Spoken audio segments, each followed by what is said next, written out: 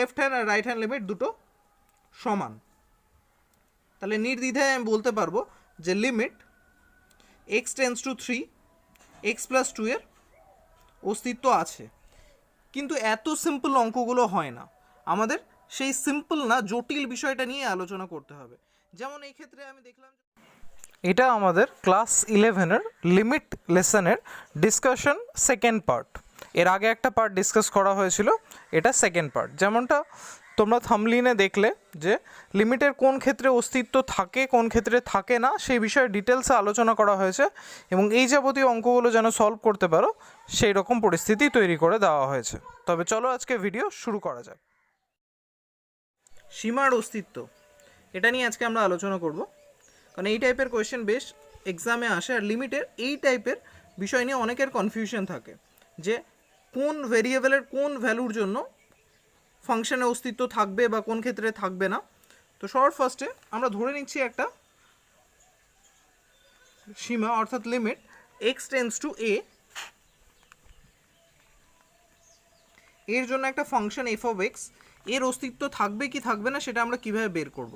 তো সেটা বের করার নিয়ম হচ্ছে লেফট হ্যান্ড লিমিট, যেটাকে এইভাবে প্রকাশ করা হয় limit x tends to A minus, বা এ মাইনাস জিরোও লেখা হয় অনেক সময়, এ মাইনাস জিরো বা এ মাইনাস দিয়ে প্রকাশ করা যেতে পারে এক্স টেন্স টু এ ক্ষেত্রে।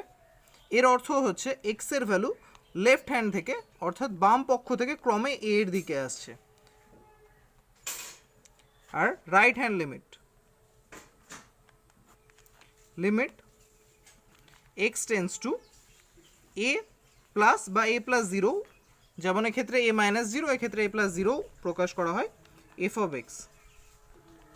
ফাংশনটার left hand limit right hand limit দুটোই অস্তিত্ব থাকতে হবে, এবং এই দুটো যদি সমান হয় অর্থাৎ লেফট হ্যান্ড লিমিট আর রাইট হ্যান্ড লিমিট সমান হয়, তাহলে আমরা বলবো যে এই ফাংশনটার এক্স টেন্স টু এতে সীমায় অস্তিত্ব আছে। আমি যদি একটা ছোট্ট এক্সাম্পল নিই তাহলে এক্সাম্পলটা এমন নেওয়া যেতে পারে, suppose limit x tends two 3 আর এখানে আছে এক্স প্লাস 2, আমাদের দিল এর অস্তিত্ব আছে কিনা বের করো। তো আমরা কিভাবে এর অস্তিত্ব আছে কিনা বের করব, সবার ফার্স্টে আমরা এইভাবে লেফট হ্যান্ড লিমিটে বের করে নিলাম যে limit x tends two 3 minus বা 3 মাইনাস 0। এর অর্থ কি? এর অর্থ হচ্ছে এই যে এক্সের মান 3-এর কম এবং ধীরে ধীরে 3-এর দিকে অগ্রসর হচ্ছে। সেক্ষেত্রে এক্স প্লাস 2 এর মান বের করতে হবে। যদি আমরা দেখি এক্সের মান 3-এর কম 2.9, তারপর আরও 3-এর দিকে এগিয়ে আসছে 2.99 হবে, তারপরে আরও 3-এর দিকে এগিয়ে আসছে অর্থাৎ 2.999, আরও ধীরে ধীরে 3-এর দিকে এগিয়ে এলে হচ্ছে 2.9999। এক্সের মান ধীরে ক্রমশ 3-এর দিকে এগিয়ে আসছে, যেটা লেফট হ্যান্ড লিমিটের নিয়ম। সেক্ষেত্রে আমরা দেখব যে আমাদের ফাংশন অর্থাৎ এক্স প্লাস 2 এর ভ্যালু কোন দিকে ক্রমশ এগোচ্ছে। এক্সের মান ক্রমশ 3-এর দিকে এগোলে এক্স প্লাস 2 এর মান ক্রমশ এগোচ্ছে কার দিকে? 4.9 4.99। তো আমরা দেখতে পাচ্ছি যে এক্স প্লাস 2 এর মান ক্রমশ 5-এর দিকে এগোচ্ছে। আর এটার অস্তিত্ব না থাকার কোনো বিষয় নেই, সিম্পল ব্যাপার। তো আমরা এখানে দেখছি যে এর ভ্যালু হচ্ছে 5 লেফট হ্যান্ড লিমিট, কারণ এক্সের ভ্যালু ক্রমে 3-এর কম থেকে অর্থাৎ বাম পক্ষ থেকে ধীরে ধীরে 3-এর দিকে অগ্রসর হলে এক্স প্লাস 2 এর ভ্যালু ধীরে ধীরে 5-এর দিকে অগ্রসর হচ্ছে। ঠিক একই জিনিস রাইট হ্যান্ড লিমিটের ক্ষেত্রেও, এক্ষেত্রেও এক্স টেন্স টু 3 প্লাস বা 3 প্লাস 0 তোমরা লিখতে পারো। এক্ষেত্রে কি হচ্ছে রাইট হ্যান্ড লিমিট অর্থাৎ x tends two 3 from right side থেকে এক্সের ভ্যালু ক্রমে 3-এর দিকে আসছে, অর্থাৎ 3-এর চেয়ে বড় ভ্যালু থেকে ধীরে ধীরে 3-এর দিকে ভ্যালুটা কমতে কমতে 3-এর দিকে আসছে। 3-এর চেয়ে বড় ভ্যালু 3.1, তারপর একটু কমে 3.01 হলো, 3.001 হলো, 3.0001 হলো। এইভাবে ধীরে ধীরে আমরা কি দেখছি যে এক্সের ভ্যালুটা ক্রমে ক্রমে 3-এর দিকে অগ্রসর হচ্ছে, এবং সেই হওয়ার দরুন এক্স প্লাস 2 এর ভ্যালু ধীরে ধীরে কার দিকে অগ্রসর হচ্ছে? 5-এর দিকে। তাহলে এই ক্ষেত্রেও আমরা দেখছি যে রাইট হ্যান্ড লিমিটের ভ্যালু বের হলো 5, অর্থাৎ এই ক্ষেত্রে লেফট হ্যান্ড লিমিট এর অস্তিত্ব আছে যার ভ্যালু 5, রাইট হ্যান্ড লিমিটের অস্তিত্ব আছে যার ভ্যালু 5, অর্থাৎ এটা লেফট হ্যান্ড আর রাইট হ্যান্ড লিমিট দুটো সমান। তাহলে নির্দ্বিধায় আমি বলতে পারবো যে limit x tends two 3 x plus 2 এর অস্তিত্ব আছে। কিন্তু এত সিম্পল অঙ্কগুলো হয় না, আমাদের সেই সিম্পল না জটিল বিষয়টা নিয়ে আলোচনা করতে হবে। যেমন এই ক্ষেত্রে আমি দেখলাম যে অস্তিত্বটা আছে, তাহলে কোন ক্ষেত্রে অস্তিত্ব থাকবে না? আর কোন ক্ষেত্রে অস্তিত্ব থাকলে তো সিম্পল বোঝাই যাচ্ছে, কখন আমরা বুঝবো যে লেফট হ্যান্ড লিমিট বা রাইট হ্যান্ড লিমিটের অস্তিত্ব থাকছে না, আর কোন ক্ষেত্রে দুটো মিলছে না, এই বিষয়গুলো নিয়ে এবার আমরা আলোচনা করব। অস্তিত্ব কখন থাকবে না? ফার্স্ট হচ্ছে স্কোয়ার রুটের ভেতর কোনো ঋণাত্মক মান আসলে চলরাশির সেই মানের জন্য অপেক্ষকের অস্তিত্ব থাকবে না। ঋণাত্মক মান আসলে আমরা জানি স্কোয়ার রুটের ভেতর ঋণাত্মক মান আসার অর্থ হচ্ছে তার ভ্যালু অবাস্তব বা কাল্পনিক, তো সেই জন্য সেক্ষেত্রে তার অস্তিত্ব থাকবে না। যেমন একটা উদাহরণ দেখা যাক, আমরা ধরছি আমাদের একটা কোয়েশ্চেন আছে limit x tends to 2 root over x minus 2, এর অস্তিত্ব আছে কিনা আমাদের বের করতে দেওয়া হলো। তাহলে চলো শুরু করা যাক যেমনটা নিয়ম, অর্থাৎ লেফট হ্যান্ড লিমিট ফার্স্টে বের করি। Left hand limit x tends to 2 minus root over x minus 2। এবার যদি আমরা ক্রমে 2 এর মান ছোট থেকে অর্থাৎ বাম পক্ষ থেকে ধীরে ধীরে 2 এর দিকে যাচ্ছে এইভাবে অগ্রসর হই, তাহলে সেই প্রত্যেকটা মান কি হবে? 2 অপেক্ষা ছোট হবে, কারণ 2 তো আমরা নিতে পারবো না। লিমিটের নিয়ম কি? লেফট হ্যান্ড লিমিটের ক্ষেত্রে 2 এর চেয়ে ছোট মানগুলো ধীরে ধীরে 2 এর দিকে অগ্রসর হচ্ছে, এইভাবে দেখতে হবে যে ফাংশনের ভ্যালু ধীরে ধীরে কার দিকে অগ্রসর হচ্ছে। তাহলে 2 এর চেয়ে ছোট মান যদি আমরা x এর জায়গায় বসাই, তাহলে কি আসছে বিষয়টা যদি আমরা দেখি, রুটের ভেতর x এর জায়গায় 2 এর চেয়ে ছোট মান অর্থাৎ 1.9 সাপোজ বসালাম, তাহলে আমাদের কি আসছে? রুট ওভার 1.9 মাইনাস 2 অর্থাৎ মাইনাস 0.1। তাহলে রুটের ভেতর কি অবাস্তব রাশি আসছে, সুতরাং আমরা এখানে এই বলতে পারবো যে limit x tends to 2 minus বা left hand limit x minus 2 এর অস্তিত্ব নেই।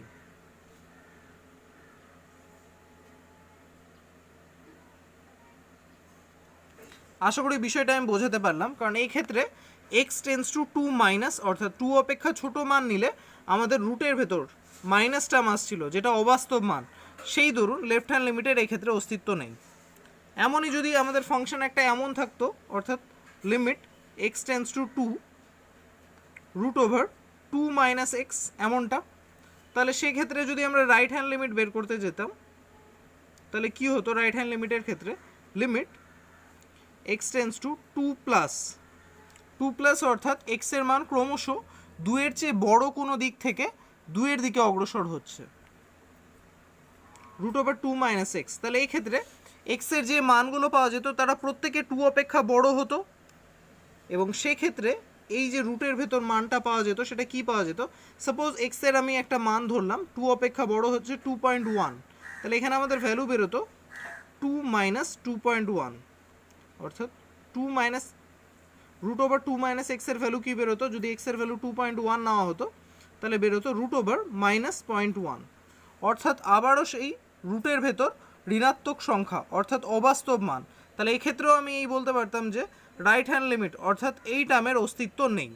তাহলে আশা করি বিষয়টা বোঝাতে পারলাম যে কোন ক্ষেত্রে স্কোয়ার রুটের ভিত্তিতে কোনো সীমার অস্তিত্ব আছে না নেই বোঝা যায়। তাহলে এই সমস্ত ক্ষেত্রে বোঝা যাবে যে তার অস্তিত্ব নেই।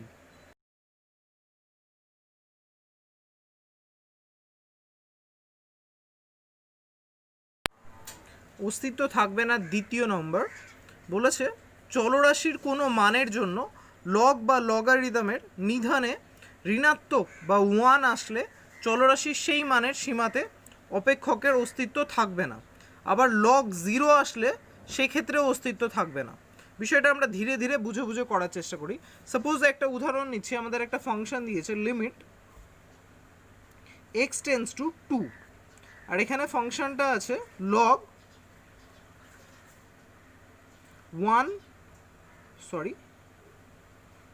log x মাইনাস 2, আর এখানে আছে কোনো একটা সংখ্যা সাপোজ 4। এটার আমাদের মান বের করতে হবে যে এর অস্তিত্ব আছে কি নেই। তো লেফট হ্যান্ড লিমিটের ক্ষেত্রে যদি আমরা দেখি এই ক্ষেত্রে, তাহলে কি হচ্ছে? লেফট হ্যান্ড লিমিটে limit x tends to 2 minus বা 2 মাইনাস 0 লেখা যেতে পারে log x মাইনাস 2 4। আমরা যদি এর ভ্যালু বের করার চেষ্টা করি তাহলে আমরা কি দেখছি? আমাদের নিধানে আছে x মাইনাস 2, এক্স এর মান লেফট হ্যান্ড লিমিটের ক্ষেত্রে 2 এর চেয়ে ছোট থেকে ধীরে ধীরে 2 এর দিকে যাবে, তাহলে এক্সের মানগুলো আমরা কি নিতে পারি? 1.9 বা 1.99 এই জাতীয় মানগুলো নিতে পারি। আর এই জাতীয় মানগুলো নিলে এক্স মাইনাস টু এর মান কী দাঁড়াচ্ছে? এক্স মাইনাস টু এর মান দাঁড়াচ্ছে, যদি এক্সের মান 1.9 নিই তাহলে এক্স মাইনাস টু এর মান কী দাঁড়াচ্ছে? 1.9 মাইনাস টু, অর্থাৎ -0.1। বা এক্সের মান 1.99 নিই, তবে এক্স মাইনাস টু এর মান কী দাঁড়াচ্ছে? 1.99 মাইনাস টু, অর্থাৎ 0.01 মাইনাসে, এমনটা। এর অর্থ হচ্ছে এই যে এই লগারিদমের নিধানে, অর্থাৎ এক্ষেত্রে লগারিদমের নিধানে আসছে হচ্ছে -0.014, আর এই ক্ষেত্রে লগারিদমে আসছে কি -0.14। আর আমরা এখনই জানলাম, আমরা জানি তাছাড়াও যে লগারিদমের নিধানে কখনো ঋণাত্মক সংখ্যা বা 1 বসে না, আর যদি কোনো ক্ষেত্রে বসে তাহলে তার মান অসংজ্ঞাত হয়। তো সেই ধারণার ভিত্তিতে আমরা স্পষ্টভাবে বুঝতে পারছি যে এক্ষেত্রে লেফট হ্যান্ড লিমিটের অস্তিত্ব থাকবে না। আশা করি বিষয়টা বুঝতে পারলে। একই জিনিস রাইট হ্যান্ড লিমিটের ক্ষেত্রে যদি বিষয়টা এমন থাকতো, suppose limit x tends two 3 log, এখানে 10 আছে আর নিধানে আছে হচ্ছে 3 মাইনাস এক্স, এমনটা, তাহলে কি আমরা এর যখন রাইট হ্যান্ড লিমিট বের করতাম, এই দুটো কিন্তু আলাদা ফাংশন। এই ক্ষেত্রে আমরা দেখলাম যে লেফট হ্যান্ড লিমিটের অস্তিত্ব থাকছে না লগের নিধানের ভিত্তিতে। কিভাবে? এবার এটারই যদি আমরা রাইট হ্যান্ড লিমিটেও একটা এক্সাম্পল দেখতে চাই, তবে সেক্ষেত্রে এইভাবে দেখতে পারি। রাইট হ্যান্ড লিমিটের ক্ষেত্রে আমরা কি করব? Limit x tends two 3 plus বা 3 প্লাস 0 লেখা যেতে পারে লগ 3 মাইনাস এক্স 10। এর অর্থ হচ্ছে এক্সের মান 3 অপেক্ষা বেশি থেকে ক্রমে ক্রমে 3-এর দিকে অগ্রসর হচ্ছে।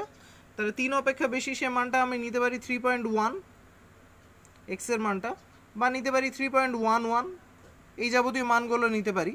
এবং এই মানগুলো নেওয়ার জন্য থ্রি মাইনাস এক্স, যেটা আমাদের লগারিদমের নিধানে আছে, তার মানটা কি আসছে যদি দেখি, তাহলে এক্সের ভ্যালু 3.1 হলে 3 মাইনাস এক্সের ভ্যালু হচ্ছে 3 মাইনাস 3.1, অর্থাৎ -0.1। একইভাবে যদি 3.11 এক্সের ভ্যালু হয়, তবে সেক্ষেত্রে মান আসছে -0.11, এমনটা। সুতরাং উভয় ক্ষেত্রে আমরা কি দেখছি যে লগারিদমের নিধানের ভ্যালু আসছে ঋণাত্মক, অর্থাৎ রাইট হ্যান্ড লিমিটে এর ভ্যালুর অস্তিত্ব থাকবে না।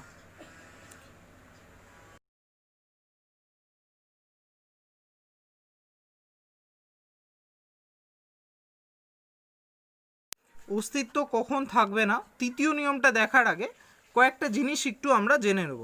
জিনিসগুলো হচ্ছে এই যে আমরা লিমিটের ক্ষেত্রে তার অস্তিত্ব কখন থাকছে বা থাকছে না, এটা জানার জন্য left hand limit right hand limit বারবার বের করছি। তো প্রত্যেকবার এই left hand limit right hand limit না বের করে কি আমরা কোনোবার জানতে পারবো যে তার অস্তিত্ব থাকবে কি থাকবে না? তো প্রশ্নের উত্তর হচ্ছে হ্যাঁ। কিছু কিছু ক্ষেত্রে এমন সিচুয়েশন আসবে যখন left hand limit right hand limit আমরা না বের করেই বুঝতে পারবো যে এই ক্ষেত্রে এই ফাংশনের অস্তিত্ব থাকছে না। কেমন দেখা যাক।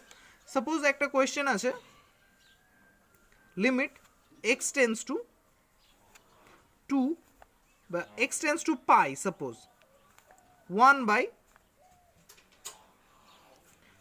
মাইনাস এক্স, এমন ফাংশন আছে, আর জানতে চেয়েছে এর অস্তিত্ব থাকবে কি থাকবে না।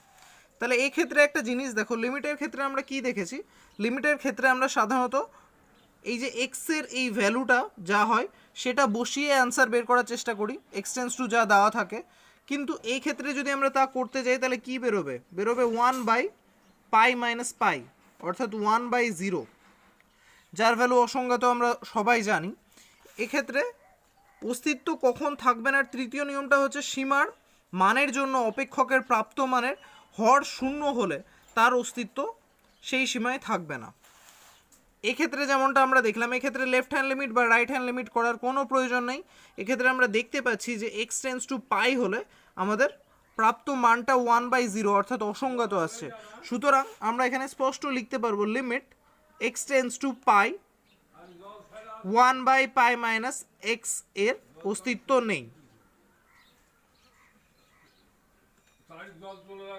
এবার এখানে বোঝার জিনিস হচ্ছে এর অর্থ কি এই যে এরকম যদি কোনো ফাংশন থাকে, suppose limit x tends to 2 x² - 4 divided by x minus two, তবে এই সমস্ত কোনো রাশির অস্তিত্ব থাকবে না।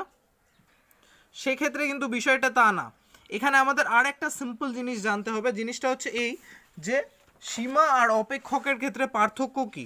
সীমার ক্ষেত্রে কি হয়, সীমার ক্ষেত্রে যে অঙ্কটা আমরা এখনই নিলাম, অর্থাৎ x square minus four divided by x minus two, এই ক্ষেত্রে যদি এফ অফ এক্স এটা হয়ে থাকে এবং আমাদের বের করতে দেওয়া হয়ে থাকে এফ অফ টু এর ভ্যালু এই ধরুন, তবে সেক্ষেত্রে কি হবে, টু এর square minus four divided by two minus two. এক্ষেত্রে আমরা কখনোই এমনটা করতে পারবো না যে উপরে টু এর স্কোয়ার ফোর আছে, টু এর স্কোয়ার আছে আর এখানেও ফোর আছে, অর্থাৎ টু এর স্কোয়ার এটাকে বানালাম, দিয়ে নিচে টু মাইনাস টু আছে, আর উপরের এই টার্মটাকে এ স্কোয়ার মাইনাস বি স্কোয়ারের ধরুন two plus two into two minus two করে নিচের টু মাইনাস টুর সাথে এই টার্মটা ক্যান্সেল করতে আমরা কোনো ক্ষেত্রেই পারবো না যদি আমরা অপেক্ষকে মান বের করি। কারণ আমরা জানি কখনো জিরো টার্ম দিয়ে দুটো টার্মকে কাটাকাটি করা যায় না লব হরের ক্ষেত্রে। অর্থাৎ আমরা যদি লব হরের কোনো দুটো রাশিকে কাটতে চাই তাহলে অবশ্যই সেটাকে নন জিরো টার্ম হতে হবে। তবেই আমরা এফ অফ এক্সের এই অপেক্ষক থেকে এফ অফ টু এর ভ্যালু যদি বের করতে চাই তাহলে তার মান বেরোবে জিরো বাই জিরো। সিম্পল, যে কোনো একটা জায়গা থেকে যদি আমরা দেখি, সাপোজ এখান থেকে দেখছি টু এর square four, four minus four কত হয় জিরো, নিচে টু মাইনাস টু জিরো, অর্থাৎ জিরো বাই জিরো টার্ম বেরোবে। কিন্তু লিমিটের ক্ষেত্রে তেমনটা নয়। ফাংশনের ক্ষেত্রে যেমন আমরা দেখছি যে নন জিরো টার্ম হলে তবেই আমরা কাটতে পারি, এমনটা কাটতে পারি না, এটা আমাদের নিয়মের মধ্যে নেই ফাংশনের ক্ষেত্রে। কিন্তু লিমিটের ক্ষেত্রে আমরা অনবরত সেই জিনিসটাই করি, কারণ লিমিটের ক্ষেত্রে আমরা যখনই দেখি জিরো বাই জিরো টার্ম আসছে, তখন জিরো বাই জিরো টার্ম আসার অর্থ কী, জিরো বাই জিরো টার্ম তখনই আসে সাপোজ এমন একটা লব হর আছে, তার সাথে উপরের টার্মের সঙ্গে কোনো একটা জিরো টার্ম মাল্টিপ্লাই আছে, নিচের টার্মের সঙ্গে কোনো একটা জিরো টার্ম মাল্টিপ্লাই আছে। আমরা অপেক্ষকের ক্ষেত্রে এই জিরো জিরো কাটি না, কিন্তু লিমিটের ক্ষেত্রে এই জিরো জিরো ক্যান্সেল করে দিই আর ফাংশনটাকে বানিয়ে দিই এ বাই বি, এবং সেক্ষেত্রে আমরা লিমিটের মান বের করি। তাহলে এই অঙ্কটা যদি আমাদের থেকে থাকে তাহলে আমরা এটাকে কীভাবে সলভ করব, এইভাবে limit x tends to two, উপরের টার্মটাকে বানাবো x plus two into x minus two divided by x minus two. এতে আমাদের এক্স মাইনাস টু ক্যান্সেল হয়ে যাবে। আমরা এখানে মোটেই খেয়াল করব না যে এক্স মাইনাস টু এর ভ্যালু জিরো আসছে কিনা, যদিও এক্ষেত্রে কারণটা হচ্ছে এই যে এক্স টেন্স টু টু, এর অর্থ এক্স ইকুয়ালস টু টু কোনো মতেই নয়। এর অর্থ হচ্ছে এক্স ইকুয়ালস টু টু এর একদম নিকটবর্তী সেই সমস্ত মান। আশা করি বিষয়টা বোঝাতে পারলাম। ওই জন্য আমরা এক্স মাইনাস টু এর এই টার্মটা কাটতে পারছি, যে জিনিসটা আমরা অপেক্ষকের ক্ষেত্রে কাটতে পারছিলাম না। তাহলে আমাদের এই ক্ষেত্রে লিমিটটা কি চলে আসছে, limit x tends to two x plus two, অর্থাৎ এখানে এক্সের জায়গায় যদি টু বসাই খুব ইজিলি আমরা পেয়ে যাব লিমিট টু প্লাস টু অর্থাৎ ফোর, অর্থাৎ এর অস্তিত্ব থাকছে। এবার প্রশ্ন হচ্ছে স্যার এর অস্তিত্ব থাকছে না, তবে এর অস্তিত্ব থাকছে। এই ক্ষেত্রেও তো নিচে জিরো আসছিল, এক্ষেত্রেও নিচে জিরো আসছিল, তো এই ক্ষেত্রে কেন অস্তিত্ব থাকছে আর এই ক্ষেত্রে কেন অস্তিত্ব থাকছে না? প্রশ্নের অ্যান্সার হচ্ছে এক্ষেত্রে অস্তিত্ব থাকছে না কারণ এক্ষেত্রে জিরো বাই জিরো টার্ম আসছে না, এক্ষেত্রে শুধুমাত্র ওয়ান বাই জিরো টার্ম আসছে। ওয়ান বাই জিরো অসংগত, যদি কোনোভাবে জিরো বাই জিরো টার্ম আসতো তাহলে আমি এই যে জিনিসটা একটু আগেই বোঝালাম, এ বাই বি এর সাথে জিরো বাই জিরো টার্ম আসার অর্থ কি, যে এ বাই বি একটা কোনো টার্ম আছে তার এর সাথে একটা জিরো মাল্টিপ্লাই হয়ে আছে, বি এর সাথে একটা জিরো মাল্টিপ্লাই হয়ে আছে, আমরা কোনোভাবে ওই জিরোটাকে ক্যান্সেল করতে পারলে এ বাই বি পেতে পারছি। যদিও এই জিরোটা কেন হয় না আমি এক্ষুনি আলোচনা করলাম, কারণ এক্ষেত্রে যেমন এক্স মাইনাস টু এর ভ্যালু কিন্তু জিরো নয়, এক্স মাইনাস টু এর ভ্যালু কিন্তু জিরো নয়, কারণ এক্স ইকুয়ালস টু টু নয়, এক্স টেন্স টু টু। তেমনটাই যেহেতু এক্ষেত্রে জিরো বাই জিরো আসছে না, এক্ষেত্রে ওয়ান বাই জিরো আসছে, যেটা ডাইরেক্ট অসংগত, সেই জন্য এর অস্তিত্ব নেই। আর এক্ষেত্রে জিরো বাই জিরো টার্ম আসছে, এক্স টেন্স টু টু যদি আমরা হিসেব করি তাহলে উপরেও জিরো নিচেও জিরো আসছে, এবং সেখান থেকে আমরা সেই জিরো আসার কারণটাকে কেটে অ্যান্সার পাচ্ছি ফোর। ওই জন্য এই টার্মটার অস্তিত্ব আছে, আর এখানে যেহেতু ডাইরেক্ট ওয়ান বাই জিরো পেয়েছিলাম ওই জন্য এর অস্তিত্ব নেই। তাহলে এখানে আমরা আরও একটা জিনিস শিখলাম যে লিমিটের ক্ষেত্রে কখনো যদি জিরো বাই জিরো টার্ম আসে তার মান বের করা সম্ভব, সেটা অসংগত নয়।